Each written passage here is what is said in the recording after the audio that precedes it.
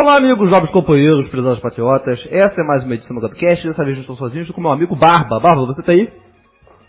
Salve, salve, Knut. Muito obrigado aí por me convidar.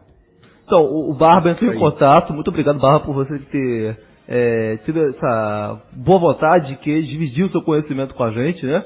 Nós agora, o GadoCast, o podcast livreiro, né?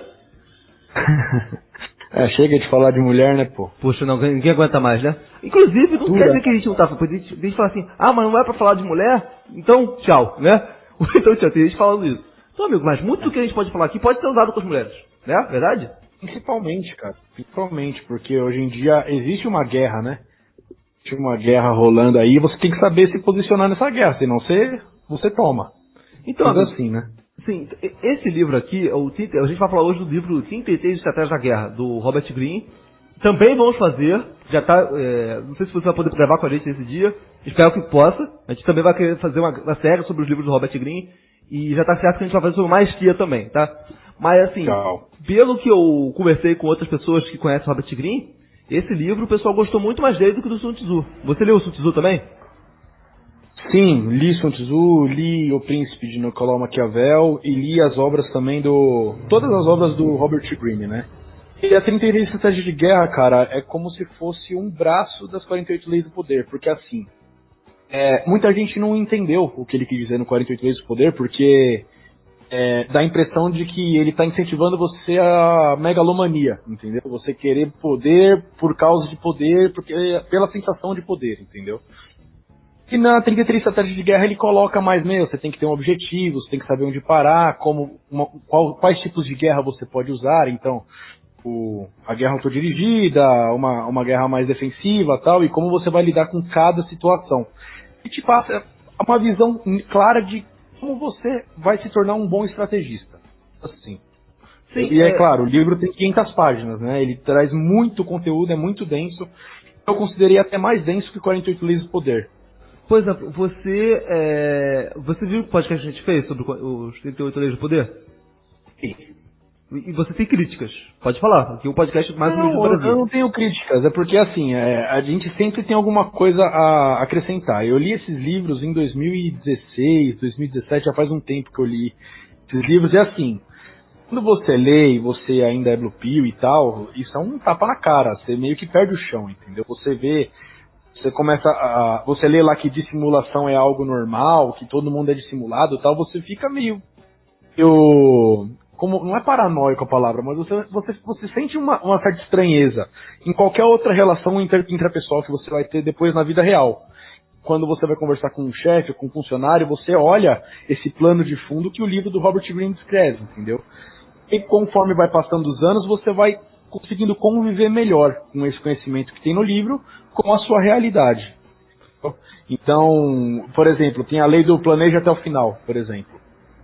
É muito difícil você planejar até o final alguma coisa e sair exatamente como você planejou. E aí você tem a lei 48 para compensar, que seja como água.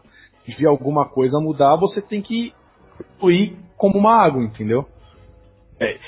Vou dar um exemplo também do Frank Underwood, do House of Cards. House of Cards, é um seriado. É um seriado, você assistiu? Claro, eu adoro esse seriado. Inclusive já assisti a versão inglesa que inspirou essa aí, que é muito melhor. Sim. Muito interessante essa série, e assim, quem quiser entender sobre poder, sobre estratégia de guerra, sobre os livros do Robert Greene, tem que assistir essa série, é fundamental. Você vai fazer um paralelo enorme. Que o personagem principal, que é o Frank, os livros do Robert Greene, né? Robert Greene, o Frank Underwood, você percebe na série que ele planeja, ele fica lá a madrugada inteira fumando seu cigarrinho, planejando passo a passo e tal. Depois acontece uma coisa totalmente diferente do que ele planejou e ele tem que virar para conseguir adquirir mais poder, porque ele é um megalomaníaco. Isso está claro para todo mundo, né? E temos isso, entendeu? Sim. Deixa eu falar. Não, você que fala aqui. Então, as 48 Leis do Poder, ela tem essa conotação de buscar o poder, né? Então, quando a gente fala também sobre a lei que fazer com que isso parecer mais fácil, que até o Night Guardian você tava falando com o Night Guardian aí que você achava que era meio... eu não lembro o termo que você usou agora, cara, mas você falou que não era legal você... Eu vou te falar, a minha percepção do livro, eu olhei com muito maus olhos pro livro, porque apesar do livro ter algo que eu gosto muito, que é o pragmatismo, às vezes parece muito sujo pra minha moral. Por exemplo, eu sou um cara muito pragmático, mas extremamente moral. Então quando você sai da moral, do âmbito da moral, eu começo a ficar muito ofendido, sabe? Então eu tenho essa sensibilidade pro filme, eu admito. Não, mas assim, Knut, todo mundo tem essa sensibilidade, cara. Todo mundo tem um mínimo de moral. Por exemplo, acabar com a reputação de outra pessoa. Nesse caso, complicado. O livro mostra como funciona as relações de poder. Você gostando ou não, sendo moral ou não, é assim que funciona. Entendeu? Então, cabe a nós usar ou não, ou se defender ou não com esse livro, entendeu? E é isso que o pessoal tem dificuldade de entender, porque, eu não posso sair usando essas leis porque é muita moral, cara, mas alguém vai usar contra você. Você vai encontrar aí no mundo pessoas que não têm moral nenhuma, não têm escrúpulo nenhum, entendeu? Então você pode usar como um mecanismo de defesa, que é o que eu aconselho para a maior parte das pessoas. Sim. Então vamos começar aqui com partes aqui do livro, né? O livro começa falando sobre o termo guerra autodirigida. O que vira essa guerra autodirigida? Vamos lá. Robert Greene ele divide a guerra em 5 partes, vamos colocar assim, que é a guerra autodirigida, que é uma guerra pessoal, e uma guerra contra você mesmo, né? Basicamente é isso. Depois vou entrar mais a fundo hoje. A guerra organizacional, que seria uma guerra da sua equipe, exército, como você quiser chamar, o batalhão, sei lá, cada um tem uma nomenclatura. Tem a guerra defensiva, você se defender, você estar numa posição defensiva durante a guerra. Tem a guerra ofensiva, que é você ir para o ataque. E tem a guerra suja, que é aquela guerra onde não há prática moral alguma. Por mais que mesmo na guerra defensiva, na guerra organizacional, tenha muitas práticas amorais, guerra suja é sujeira total. É uma coisa que tira qualquer pessoa que tenha um senso de moral um pouco mais apurado de eixo. Coisa muito pesada, bala pesada, a gente pode conversar depois. Você concorda eu tenho essa percepção, quanto menos meios você tem num confronto, mais sujo você tem que ser, caso você queira vencer. É a guerra indireta, né? Quanto mais indireto você quer ser, mais sujo você tem que ser, mais dissimulado, mais... É porque eu não gosto de falar a palavra sujo, amoral, certo ou errado, porque coloca numa situação meio binária, né? Sabe o que... Quando eu fui apresentado esse conceito, o meu colega estava falando sobre isso pra mim, a primeira coisa que eu lembrei foi sobre lá o pessoal lá do... Eu não posso falar aqui. O pessoal que pratica guerra de proporcional, por exemplo, lá no Oriente Médio, né? Foi a primeira coisa, que na minha noção, a gente sempre tende a ver isso como algo negativo, né? Como algo errado, né? Mas se você colocar os conceitos da guerra, né? Da estratégia de guerra, aquilo aí é, entre aspas, legítimo, caso você queira o objetivo. Cada um diz, né?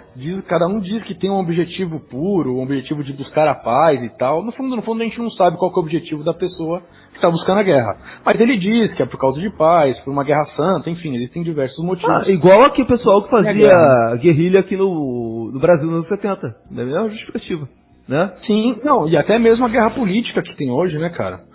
Quem é o certo, quem é o errado. A gente vê guerra em tudo quanto é lugar. A gente consegue... Que o livro ele traz guerras... guerra mesmo, de morte, de massacre, de Segunda Guerra Mundial. Ele traz exemplos de generais nesse sentido. Ele traz muitos exemplos de Napoleão Bonaparte. Qual que é o grande lance? A gente fazer paralelo com a nossa realidade, com a nossa vida. Entendeu? Sobre a vida empresarial, sobre a vida de estudos, a vida de relacionamentos, enfim. A gente trazer esse paralelo que ele traz aqui nas 36 estratégias de guerra para a nossa vida. Essa polaridade. Vamos lá, vamos primeiro contextualizar aqui o que é guerra autodirigida, né? Porque antes de você sair querendo conquistar suas coisas, construir aí a sua missão de vida, tal, sei lá como você quer denominar, você tem que direcionar, antes de você direcionar as coisas aos seus inimigos, você tem que direcionar a si mesmo.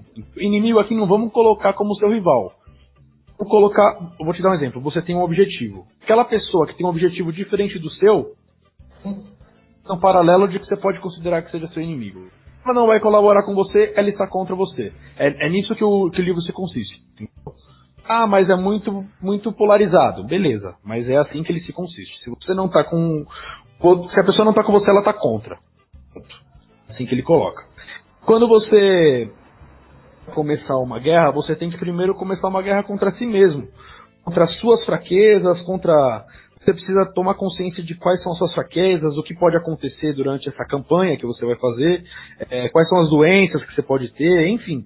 Você tem que conhecer quais são os problemas que podem ocorrer com você primeiramente. Então não adianta nada você saber como derrotar seu inimigo, como funciona o exército do seu inimigo, se você não sabe lidar com você mesmo, se você não tem autoconhecimento, como dizem. Então esse capítulo aqui ele traz muito essa questão de, eu não gosto muito desse termo, mas é o termo de mindset, né? Qual é a mentalidade que você tem que ter para conseguir conquistar seus objetivos através de estratégia. Entendeu? Então aqui tem os capítulos que travam uma guerra contra você mesmo. Esse primeiro capítulo, declare guerra aos seus inimigos, é você internamente declarar guerra a algo ou alguém sem falar para essa pessoa que você declarou guerra. Então, eu vou dar mais um exemplo aí do Frank Underwood. Frank Underwood, no primeiro episódio, ele ia ser secretário lá do presidente Garrett Walker, e o Garrett não coloca ele como secretário. Aí começa toda a trama. Ele declara guerra contra o presidente, sem falar para o presidente que está contra ele. Então toda a trama é ele desenvolvendo estratégias para derrubar o presidente. Então, isso pode ser amoral? Pode ser amoral. Mas isso causa em você certa polarização de que te dá um norte, te dá um rumo para onde você tem que seguir. Acompanhando aí, Knut? Estou acompanhando, mas, por exemplo, o grande problema de você agir, por exemplo, eu não consigo ver o Frank Underwood como modelo de absolutamente nada, né? Porque as motivações do Frank Underwood são muito egoístas e são infindas, sabe? Tipo assim, ele não é aquele cara que quer arrumar um emprego para ter uma vida boa. É o cara que ele quer poder, e depois que ele tiver poder, ele vai querer mais e mais e mais e mais. Ou seja, é porque o Frank Underwood é uma personalidade muito exagerada da megalomania, né? Aqui você consegue ter não um inimigo declarado que você precisa derrubar o inimigo, mas é sim uma antítese daquilo que você quer. Por exemplo, se você deseja ser gerente da sua empresa, o cara que é acomodado numa empresa, você não pode. Esse cara tem que ser seu inimigo, entre aspas, interno. Por quê? Pra você se comportar diferente dele pra você conseguir chegar onde você quer. Porque esse cara não quer chegar onde você quer, entendeu? É como se fosse uma polarização de verdade. Esquerda, direita, bandeira vermelha com bandeira azul. É uma polarização pra você ter um norte. Pô, eu quero conquistar alguma coisa. Preciso de um norte. Então eu vou saber esse norte. Eu vou declarar guerra contra alguém internamente. Eu não quero aquilo pra mim. Então, na minha cabeça, eu sou contra aquilo e vou viver pra fazer o oposto daquilo. Sabe qual é o problema? Eu olho, por exemplo, o caso reais. Você pega o caso do Alexandre Frota. Alexandre Frota estava no mesmo partido do Bolsonaro. Foi a mesma coisa que aconteceu com o Frank Underwood. Ele queria ser secretário da Cultura. Bolsonaro, engraçado, se o Bolsonaro tivesse dado pra ele, quanto de problema que ele teria economizado, né? Qual o problema, exatamente? Aí assim, não deu. Não deu porque não quis dar, porque tinha outros planos, entendeu? É o direito dele não ter dado, né? E aí ele ganhou um inimigo gratuito, né? A gente sabe disso. Ganhou um inimigo gratuito. Só que a gente sabe que, por exemplo, do mesmo jeito, isso é extremamente imoral pra um cara que foi eleito nas costas do Bolsonaro, entende? Tá ele dessa forma. Então, mas é política, né? É política. Ou seja, por mais que a gente não concorde, é o jogo. E detalhe, o Bolsonaro deveria entender que esse é o jogo, né? Sim, e outra, é até preferível pro Bolsonaro ter um inimigo público do que um inimigo velado, né? Não, o negócio do Bolsonaro é que todos os inimigos dele são públicos, né? Até o pessoal do próprio partido já desembarcou lá dele. Exatamente. E isso é uma grande vantagem, não vou falar palavrão aqui, isso é uma grande vantagem pro Bolsonaro, porque assim ele consegue prever os movimentos, ele vai conseguir lidar melhor com seus inimigos. O inimigo é aquele que está escondido, né? Mas Barba, você não pensa, por exemplo, eu vejo muitas pessoas que vieram falar comigo ontem, quando a gente foi falar sobre a questão das falsas amizades. Falsas amizades, a minha visão, e do livro também, são necessárias, né? Eu vejo muita gente falando assim, não, foi bom ter tido aquela briga com a pessoa, que eu falei a verdade pra ela, pelo menos a pessoa sabe que, pelo menos agora, perdi uma falsa amizade. É uma verdade, me parece coping, né? O cara perde um relacionamento, perde uma namorada, uma mulher, fala assim, pelo menos eu perdi um falso namoro, Só que às vezes você precisa daquilo, entende? Às vezes você precisa daquilo, às vezes você ganhou um inimigo, entende? Então, eu sou da tese de que você tem que conseguir aquilo que você quer com o mínimo de conflito possível. O Sun Tzu, exatamente. Então, não importa se você tem que falar, omitir a verdade, se você tem que ficar em relacionamentos falsos, sem amor, sem paixão, entendeu? Você tem que fazer o que é melhor pra você. Sim, e é isso que ele coloca aqui. Você trava um inimigo interno, na sua cabeça. Você não vai declarar guerra para essa pessoa. Pelo contrário, você não tem que ter nada pessoal contra outra pessoa. Você tem que declarar guerra contra aquela pessoa mentalmente, para você agir contra o que aquela pessoa faz. É um exemplo que tem no livro aqui da Margaret Thatcher. Adoro ela. Adoro essa mulher. E ela, na hora lá da eleição, tal, que ela se candidatou, ela teve um tipo de discurso. Depois que ela chegou lá, o discurso dela mudou. Por quê? Porque na hora ali da polarização, da votação, ela precisava criar um norte de eu sou uma coisa e eles são outras. Entendeu? E é nesse sentido que eu falo que é inimigo. Não é porque você tem que matar o cara ou exterminar o cara. Pelo contrário, você tem que antítese daquilo que a pessoa é. Vai de acordo com o seu objetivo, obviamente. Tá aí um defeito que eu acho que o Bolsonaro... Se a gente for comparar Ronald Reagan, Margaret Thatcher e Bolsonaro, olha só que comparação esdrúxula, né? Com dois ditadistas. Assim, o Bolsonaro, ele não tem essa malandragem, né? Ele age exatamente como agia na campanha. O discurso dele não mudou uma vírgula, né? Já se você for pegar o Ronald Reagan, né? Ele é um cara extremamente de direita em relação à economia, né? Só que quando ele foi governar, ele tinha o Congresso democrata. Ele não teve o Congresso e o Senado. A Câmara e o Senado democrata durante 8 anos. Tudo que ele teve que fazer tem que passar pelos democratas. Se ele continuasse com aquela retórica, será que ele ia conseguir aprovar alguma coisa? Provavelmente não. Mas foi exatamente por isso que ele foi o maior presidente dos Estados Unidos nos últimos 50 anos. E o Bolsonaro, a gente sabe como é que está sendo. Mas então, é aquele negócio, você não governa. Tem uma regra da vida, né? O sucesso na política não é medido de acordo com a quantidade de pessoas que você vence, e sim de acordo com a quantidade de pessoas que você convence. Entendeu? Eu vejo muita gente. Você concorda comigo?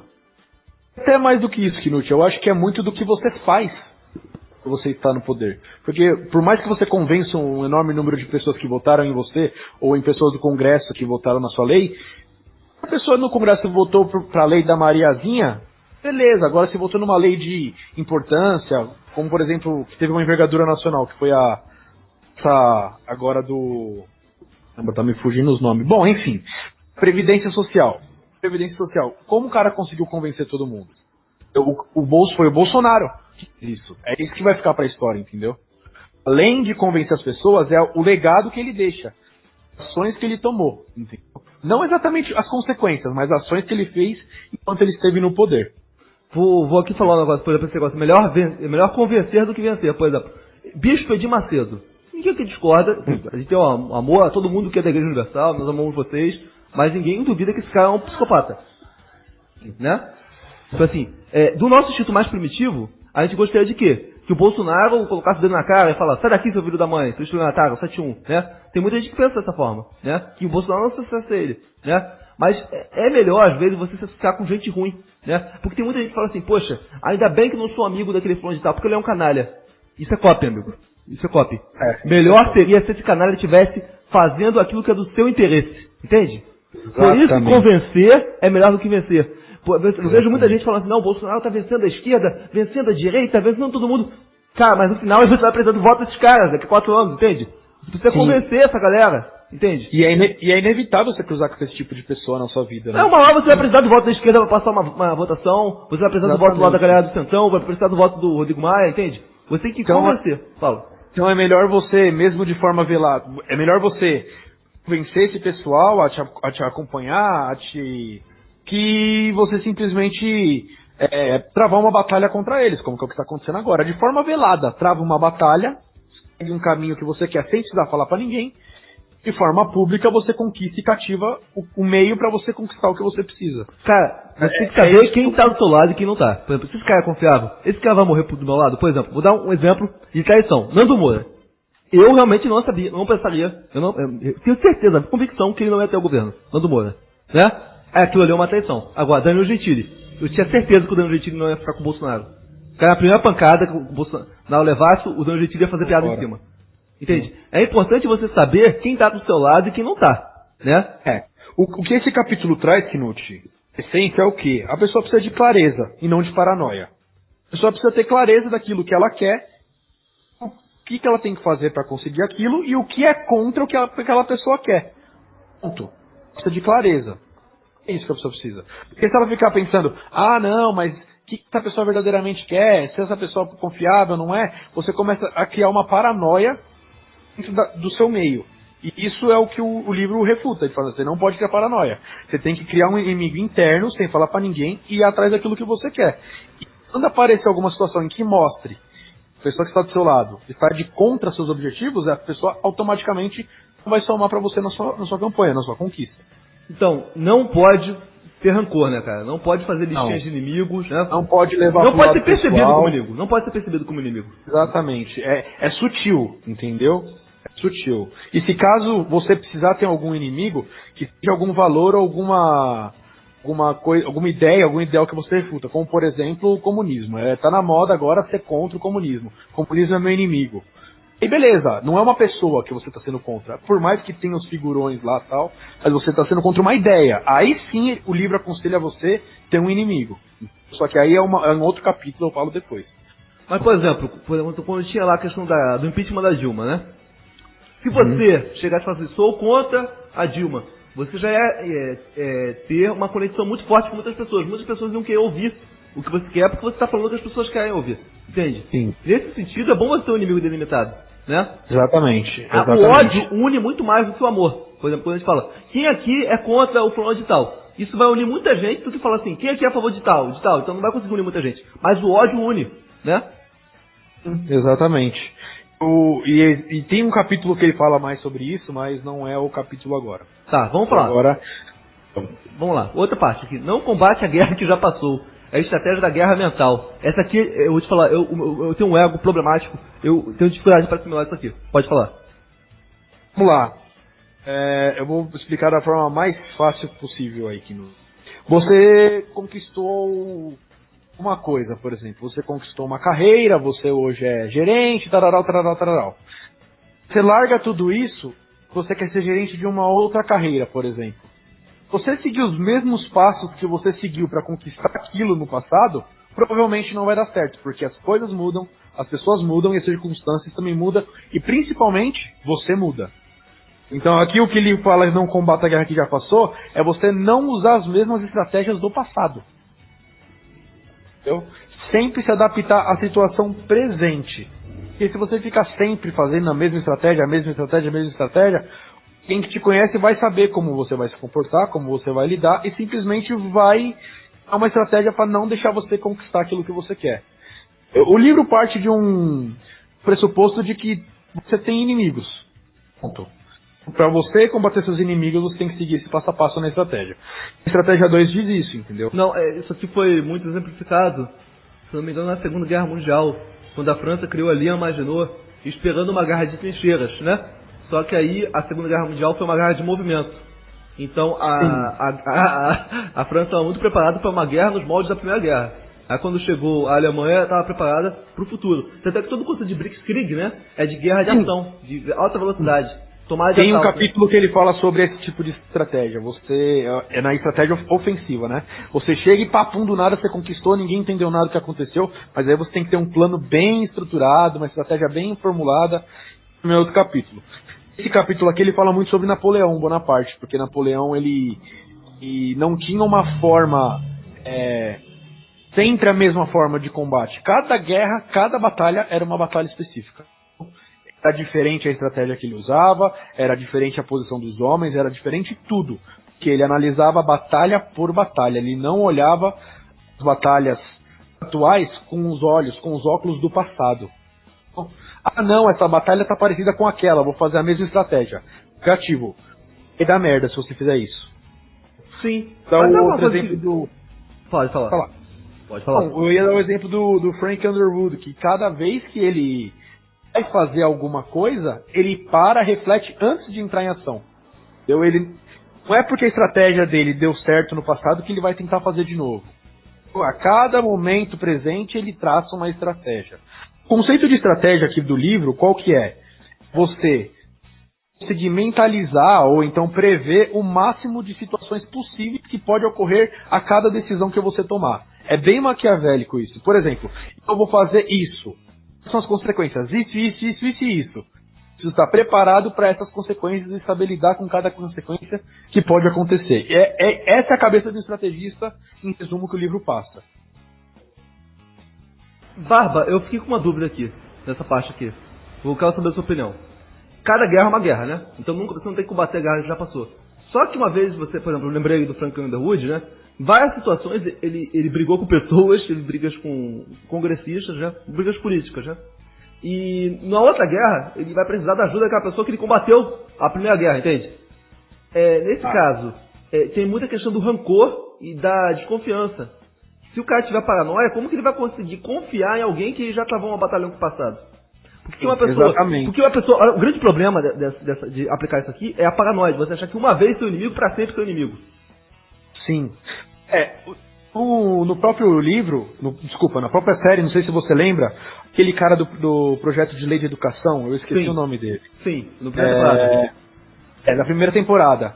Na quarta temporada, quando o Frank Underwood vira presidente, ele coloca esse cara que ele ferrou a primeira temporada inteira como vice-presidente.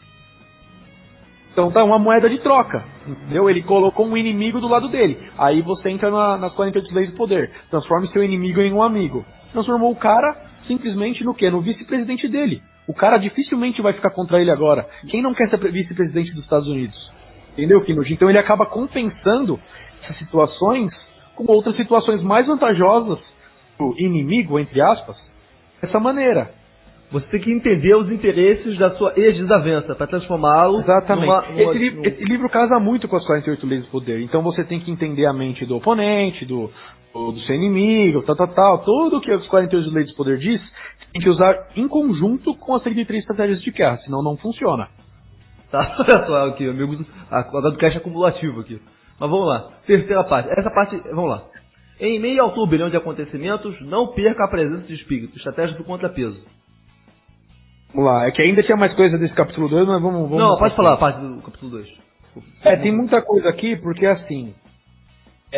ele fala como você vai fazer para não viver a guerra passada. Então, reexamine todas as suas crenças e princípios prediletos. Então você já tem lá a sua psique formada, você tem seu sistema de crença formado. Cada batalha você vai ter que se desfazer de todos eles e criar novos em todas as batalhas. Então o seu inimigo na batalha passada, talvez você tenha que transformar em amigo nessa batalha. Por mais que sejam pensamentos e ideais completamente opostos. Então, se isso é ético ou não, moral ou não, não vem ao caso. Paga a memória da última guerra, beleza. Última guerra, perdi ou ganhei, ficou pra trás, ficou no passado, bola pra frente, vamos viver essa de agora. Mantenha sempre a mente em movimento. Dá um exemplo, Napoleão Bonaparte foi infantil nas batalhas dele, mas não foi infantil no sentido de inocente, ele foi infantil no sentido de sempre estar ligado em tudo, sempre querendo aprender tudo, sempre absorvendo tudo que o meio pode proporcionar para ele. Isso é uma pessoa infantil nesse caso, uma pessoa que absorve tudo, uma esponja. É como se fosse uma inocência de querer aprender as coisas, não a inocência de não saber qual é a realidade. Absorve o espírito dos tempos, então você simplesmente não pode mais lidar com o meio empresarial hoje em dia como você lidava nos anos 80, nos anos 90, porque o mercado é outro, o mundo é outro. Enfim, existem diversas maneiras da gente poder exemplificar isso. Eu vou dar um exemplo. Se você quer ser um produtor musical, você não vai conseguir ter fama ou sucesso como o Rick Bonadio se você gravar rock hoje em dia. Você vai ter que gravar funk para você ter alguma relevância. Já passou essa época, né? Passou essa época, então você tem que absorver o espírito do momento em que você está agora. Você pode gostar muito de rock and roll, mas não vai adiantar você gravar rock and roll. Só se você não quiser ter sucesso e fama. Aí é outros 500. Vai do seu objetivo. Prega sempre o livro, sempre tem um objetivo. E pare quando você atingir seu objetivo, né? Também você fazer o curso inverso do que você faria, porque você vai se colocar numa zona nova de vida, que vai ser excitante para você e você vai aprender muitas coisas novas. Tá? E tem que tomar cuidado, porque muitas vezes o seu inimigo também pode estar sempre na mesma cara que você, sempre mudando a estratégia como você muda. Inimigo, já falei e vou falar de novo, não é o cara que você odeia. Inimigo é só uma pessoa que é uma antítese daquilo que você quer ser. Mas assim, eu lembrei aqui de um evento histórico, quando estava tendo as revoltas protestantes lá no Império Austro, como é que é? Império Sacro Romano Germânico, né? Os protestantes, eles se aliaram com os islâmicos contra os católicos, com batalha naval, né? Isso seria, por exemplo, isso mostra que na vida a gente não pode escolher nossos aliados, né? Se o cara tem um objetivo parecido, por mais que você odeie ele, né? Você tem que dar de cabeça, né? E provavelmente mais pra frente vocês vão entrar em guerra também. E até pelo mesmo motivo, exatamente. Cara, agora tem que engolir muito sapo, né? Sim. Que assim, o livro não coloca como engolir muito sapo. O livro coloca isso como fosse simplesmente a parte da sua estratégia. Você tem que passar por isso pra atingir o que você quer, entendeu? É só mais uma passagem, entendeu? É só mais uma fase. Várias fases para você atingir seu objetivo. Você ter que engolir sapo é só mais uma fase. E quando você reduz o engolir sapo, que é uma coisa horrível, que ninguém gosta, a uma pequena etapa do seu grande objetivo, fica irrisório se você vai engolir muito sapo ou não. O importante é o resultado final que você vai ter. Você não pode largar a campanha no meio do caminho, porque senão você vai ter engolido sapo à toa. Não, mas por exemplo, se o cara for querer ser purista, não quero me excluir com esses infiéis na minha santa luta a favor do bem, né? Esse cara tá errado. Exatamente. E também ele não sabe ele não sabe se os aliados dele têm os mesmos ideais que ele e se também não está dissimulando como ele está fazendo, né? Posso dar um exemplo que eu achei interessante? Eu acho que cabe aqui. Conheço um cara, que o cara é uma pessoa extraordinária, pai de família, não sei o quê, só que ele não gostava de se misturar com o cara do trabalho, que o cara era safado, batia na mulher, tinha a mulher na rua, abusava das mulheres dentro do trabalho, né? E ele falou assim, não, com esse cara eu não me misturo. Mas por que você não mistura com ele? Porque eu não gosto do jeito dele. Não gosto do jeito dele. Amigo, dane-se o jeito dele. Ele pode te ajudar. Eu pensei que ele não gostava dele porque ele tinha sacaneado ele no trabalho. Amigo, se ele não tentou te sacanear, ele pode ser seu aliado ainda. Você vai perder um aliado só porque o cara é diferente de você? Né? Tem nada a ver você. Tem nada a ver, tá perdendo um aliado pode ser de graça, né? Só por causa de diferençazinhas, né? Só porque o cara... Dane-se se o cara é abusivo com mulher, se o cara é abusador, entendeu? Dane-se a vida dele pessoal. O importante é ali do trabalho, como é que é, entende? Se isso é engolir sapo, se isso é engolir sapo, a atitude do cara que você não gosta é engolir sapo, a gente engole sapo todo dia, 24 horas então, porque todo mundo em algum momento tem uma atitude que a gente não concorda. Independente do grau dela, né? Mas o engolir sapo tem que ser só uma passagem. Ah não, mas é chato ficar engolindo sapo, Barba. Beleza, faz parte da vida. O seu objetivo é mais importante do que o sapo que você está engolindo agora. E daí que o cara tem esses problemas de relacionamento. O cara pode te ajudar, pegue ele como aliado. Isso daí não importa pra você. Depois se você tiver outro objetivo, você faz o que você quiser com esse cara ou não. Descarta ele, continua com ele. Se é moral ou ético isso ou não, também não vem ao caso, mas... É pragmatismo que a gente prega aqui nos livros, né? Então o Robert Greene prega muito isso. Não, e de todas as coisas pragmáticas que a gente pode considerar imoral, essa tá longe de ser uma das piores, né? Exatamente. É do jogo, né? É porque tem coisa que você tem pior. justiça do jogo e tem coisa que pra você colocar em prática que você tem que passar por cima de uma lei moral. Aí que eu fico um pouco... Mas assim, essa é de boa. Bom, pra terminar, amigo, já que você tá com tempo aí, o nosso tempo aqui é escasso, né? Vamos falar um pouco da estratégia do contrapeso. Quer fazer a estratégia do contrapeso e também já emendar a zona de morte? Sim, vamos lá. E a gente mata pelo menos a parte de guerra autodirigida aí. Vamos lá. A estratégia do contrapeso. Presença de espírito. Vou dar um exemplo também do Frank Underwood. É muito paralelo que eu consigo traçar. Sendo isso moral ou não, pouco importa. Um episódio que tá todo mundo contra ele. Tá a Claire contra ele, tá o Peter Russo contra ele, tá o Congresso contra ele, e ele dá um jeito de fazer a situação que é a favor dele, independente do que esteja acontecendo no mundo político. Por que isso acontece? Porque ele não reage emocionalmente a nenhum momento. Ele mantém a presença de espírito. A presença de espírito é você continuar com o seu objetivo em mente e continuar comportando e se movimentando de acordo com o seu objetivo, sem sair da linha que você traçou. Às vezes alguma coisa vai te desviar da linha? Sim, mas você tem que sentar, fazer igual o Frank, abrir a janelinha, fumar um cigarrinho e pensar em como você vai conseguir fazer para voltar para essa linha. Você deve resistir ativamente ao impulso emocional do momento em que alguma situação te causa.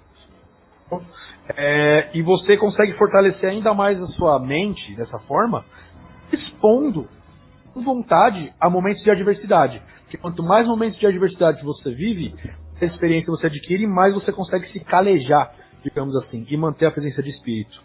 E a estratégia, e isso é contrapeso, que nada mais é do que um contrapeso para fraqueza mental. Aqui um funcionário meu entrou aqui, eu pode fazer, discorda com você. Não, beleza. E a presença de espírito é uma espécie de contrapeso para fraqueza. Porque quando você mantém seu objetivo em linha reta, em linha vertical, você quer aquilo e você não sai do eixo até conseguir, você está sendo uma pessoa considerada forte. Robert Greene, para Maquiavel, para Sun Tzu, porque se você tem que se desviar do seu objetivo, você está sendo fraco. É a sua mente que está sendo fraca, porque se desviou por qualquer coisa. Entendeu? Então você tem que ter a cautela nas horas de preparação. Na hora do vamos ver, você tem que estar 100% centrado e com o espírito alinhado daquilo que você quer, sem se desviar. Entendeu? Significa entrar na batalha de calma e pronto. O tempo vai acontecer, mas você já preveu eles antes de acontecerem. É o que ele fala no livro também. Sempre tem que prever as situações antes que ela aconteça, para quando acontecer, você já falar, eu já previ isso, então tá sossegado. Isso é fácil, Barba? É muito difícil. Mas você tem que... É a sua mente que você tem que trabalhar. Por isso que existe um capítulo, uma parte do livro inteira falando pra você trabalhar a sua mente. Cara, isso é complicado, porque às vezes você tem que se preparar pra coisas que são muito convenientes. Você tá preparado pra perder um parente? Você tá preparado pra ficar com uma doença terrível? Entende? Se você for um cara machão, intrínseco, você vai se preparar pra isso. Eu tenho dinheiro reservado, eu sei o que eu vou fazer, tenho que plano funerário pra minha mãe, entende? Só que não são coisas agradáveis. Colocar isso em prática é muito desagradável, sabe? É nesse momento que você precisa ter presença de espírito. O que é, resumindo, presença de espírito? É a capacidade de desapegar de tudo que acontece em mínimo detalhe, ver o campo de batalha inteiro, ver um quadro completo com clareza de tudo o que acontece e o que está acontecendo. Meu cachorro morreu, não sei o que, não sei o que lá. Isso são detalhes. Você como estrategista tem que ver as consequências possíveis de tudo isso que está acontecendo. Beleza, meu cachorro morreu. Minha mãe pode entrar em depressão, meu pai pode entrar em depressão, talvez tenha que pegar outro cachorro. Você tem que prever todas as possíveis consequências dos acontecimentos. Esse é o papel do estrategista. Vou fazer uma pergunta aqui para quem está escutando aqui. Você tem um protocolo para caso você perca o emprego? Você tem um protocolo caso sua mulher te mande embora hoje? Essa namorada termine com você hoje. Você tem um protocolo? Exatamente. Não, eu sei que... Tem que ter mais... Não, mas tem que ter pelo menos um protocolo, pra saber que eu não. Se eu terminar com a minha mulher, no dia seguinte eu vou correr na praia com os meus amigos, entende? Você já sabe o que você vai fazer, entende? Mas você acha realmente que as pessoas fazem protocolos para coisas que elas sabem que vai acontecer, mas elas acham desconfortável? As pessoas não fazem. Então elas são pegas no pontapé. É por isso que às vezes morre um parente, a pessoa fica desorientada. Literalmente, porque ela não tem o oriente, ela não tem o norte, entende? Exatamente. E mais do que isso, o livro não pede para você ter somente um. O livro pede para você ter 3, 4. O máximo que sua mente conseguir bolar de ideia. Aqui ele coloca alguns exemplos também de como você pode conseguir isso. Que é, se pondo ao conflito, você vai adquirir experiência, você vai se calejar espiritualmente, você vai conseguir manter a sua presença de espírito, porque você já passou por muitas situações adversas. Você pega, por exemplo, um policial. A vida de um policial em 1 ano equivale a 5 anos de uma vida de uma pessoa comum. De tanta experiência que o cara já passou. Knut? Sim. Então, pra confiar mesmo também não é fácil. Pode falar, Knut. Desculpa. Não, você. Bom, vamos lá. Tenha confiança em si mesmo. Nada é pior do que sentir dependente dos outros. Então, Barba, como eu faço para desenvolver mais confiança? Primeira coisa, cara. Para de depender das pessoas. Procure depender o máximo possível somente de você. Estoico. Estoicismo. Para de depender das outras pessoas. Esquece aquilo que você não controla. Foca somente aquilo que depende de você. Ponto. A hora que você vê que a roda está começando a girar por causa disso, automaticamente você vai ficando mais confiante. Automaticamente. Isso é difícil porque se você quiser alcançar coisas muito difíceis, você vai ter que depender de outras pessoas. Entende? Sim, mas você tem que começar devagar. Você tem que começar... Porque quando você desenvolve autoconfiança, muitas pessoas cegam e acham que pode tudo. Não é esse o ponto. O ponto aqui é você conquistar uma coisa de cada vez para você chegar num patamar em que você esteja equilibrado, o seu ego esteja equilibrado e você saiba que você dá conta do recado. Então, sim, mas o grande problema que eu vejo com esse pessoal que fala de estoicismo, né, é que algumas pessoas, não, então tem que fazer só aquelas variáveis que eu controlo. Acaba que as pessoas acabam caindo na armadilha de isolamento. Não, então posso controlar minha mãe, então não falo com minha mãe. Não posso controlar o meu tio, então não vou falar mais com ele, entende? Essa é a grande armadilha que vocês têm que evitar. Mas fora isso, né? O estoicismo não fala pra você não falar com a sua mãe porque você não controla ela é simplesmente, tipo, controlo ela, beleza, deixa do jeito que tá. O que ela fizer, eu vou ter que aceitar, porque eu não controlo mesmo. É mais uma aceitação, não querer controlar, entendeu? Você tem que buscar, pra você conseguir ter um pouco mais de autoconfiança, e você vai galgando degraus, sabe como fala? Você começar a se despender dos outros, parar de depender dos outros pra qualquer coisa. Não, eu dependo da minha namorada pra não sei o que lá. Eu dependo da minha mãe pra não sei o que lá. Cara, para com isso, começa a fazer você isso. Chegar uma hora que você vai falar, pronto, tô por mim, não dependo mais de ninguém. Aí sim você começa a fazer todo aquele jogo político de 48 leis de poder, 33 estratégias de guerra. Porque se você não tem o mínimo de confiança, você não consegue galgar degrau nenhum, entendeu? O seu primeiro degrau que você tem que galgar é esse, é ter um pingo de confiança, para você poder lidar com outras pessoas. O problema é o seguinte, você às vezes você depende do seu cliente, às vezes você depende, entende?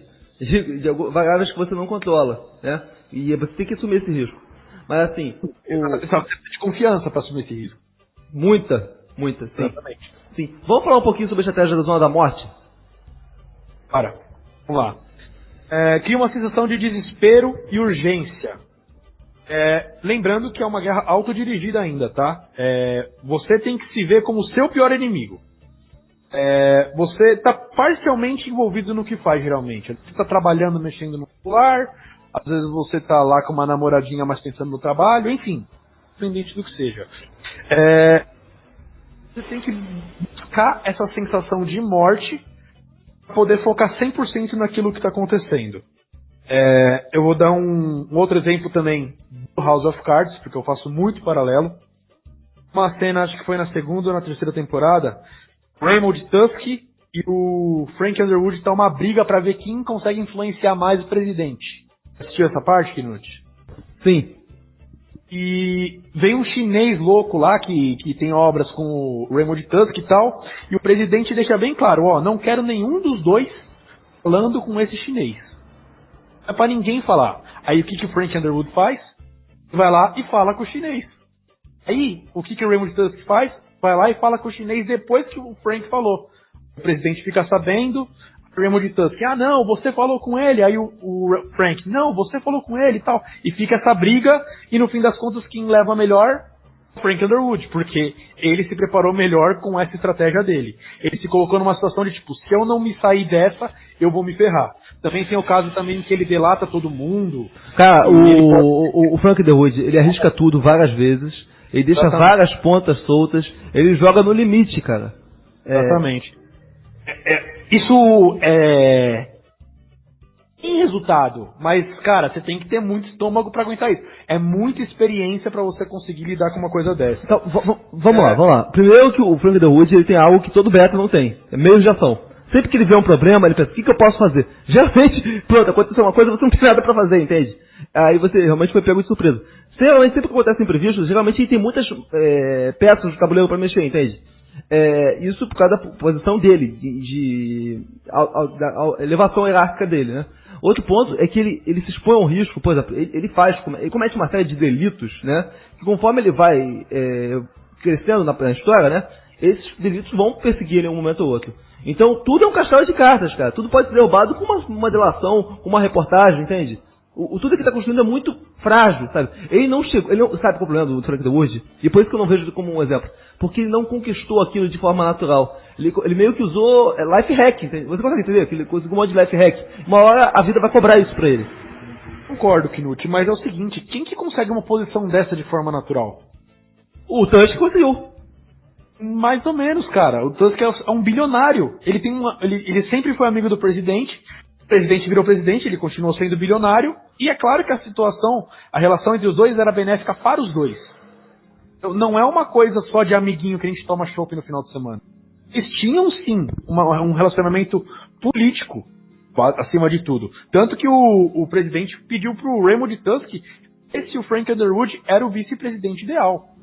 Ele pede até uma carta em branco, tal, tem uma treta política entre o Frank e ele, porque, pelo menos nos livros, diz que não existe nada natural. Tudo, você tem uma estratégia, você quer alguma coisa, você vai fazer aquilo acontecer. Sendo pragmático ou não, tendo escrúpulos ou não, com ética ou não. Então, pro livro, se você chegou lá, beleza. Você é um cara que conseguiu. Se você não chegou lá, você é um fracassado, independente da sua ética e da sua moral. O jogo de poder, as estratégias de guerra, acima da moral pro Robert Greene. Então, nada vale você ser um cara com moral, você ter moral, ter ética, ser respeitoso, se você é um bosta. É basicamente isso, é nu e cru, como o Robert Greene passa. Mas, cara, é isso que deixa muita gente frustrada. Sim. Porque a visão dele é muito, não é pessimista, mas é uma realidade muito crua, é um tapa na cara muito forte, entendeu? Mas tem a questão da legitimidade do poder e dos tipos de poder. Por exemplo, a gente está falando, por exemplo, do poder hard power, né? Aquele poder da força. Existe o soft power, aquele poder do convencimento, entende? E se você comparar, por exemplo, Napoleão e a família Bourbon na França, né? O Napoleão se impôs pelo quê? Pela força. Ponto final. Mas assim, ele conseguiu ficar no poder? Até quando você consegue ficar no poder só com a força? Porque o poder pela força, ele se desgasta muito rápido. E uma vez que você fica em momento de fraqueza, os seus adversários vão te consumir. Já o poder pela legitimidade, o poder do soft power, é aquele que é mais estável. Por exemplo, o Bourbon, aqueles gordões lá, o Luís XV, 17, sei lá o que for. Tipo assim, eu acho que o poder, ele tem uma natureza da legitimidade, que é como as pessoas veem que você chegou naquele lugar. Quanto mais legítimo é a sua posição de hierárquica, né, mais as pessoas vão se sentir evadidas em tentar tomar de você, entende? Não, porque ele chegou lá, o Bolsonaro chegou lá no poder, mas poxa, mas ele teve 54 milhões de votos. Agora, o Temer, as pessoas tinham legitimidade para tirar ele do poder, para fazer fora Temer. Por quê? Porque ele não tinha legitimidade, entende? Eu acho que existem essas certas nuances do poder que eu acho que o hard power ele não explica tudo. Concorda ou não? Então, existe, por exemplo, a cortina de fumaça. Pode colocar uma cortina de fumaça para o país inteiro, não é fácil, provavelmente nunca tentei, eu acho que alguém já deve ter conseguido. Cortina de fumaça que finge que é legítimo, mas na verdade não, é tudo combinado. Como tinha aqui no Brasil as eleições que era ou um mineiro ou um paulista. A eleição mineiro ganhava, a outra eleição paulista ganhava. Cara, isso era tudo combinado, mas para a população não era uma votação aberta, porque tinha aberto os votos, tal, enfim. Eu vou fazer uma pergunta para você. De ser legítimo. Eu vou fazer uma pergunta para você, tá?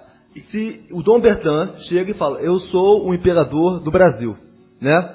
E aí chega o Knut, pela força, instala uma ditadura e fala, eu sou o imperador do Brasil. Quem dessas duas pessoas você acha que vai ter mais apoio popular? O Vinícius Knut ou o Dom Bertrand? Uma pergunta. Há quanto tempo? Mas se você chegar da noite pro dia e fazer isso, provavelmente você não vai ter apoio nenhum. Tá vendo como que o soft power é importante? Tá vendo como o poder de força ele não é absoluto? Existe o fator da legitimidade. Ele tem legitimidade por quê? Porque ele já nasceu. Ele é filho de fulano de tal, que é filho de fulano de tal. Entende? Existem coisas então que eu vou te dar o meu exemplo, Knut. Trabalho aqui na empresa do meu pai. Certo? Para 90% dos funcionários, quando eu entrei, eu era somente o filho do dono. Eu tô aqui de férias.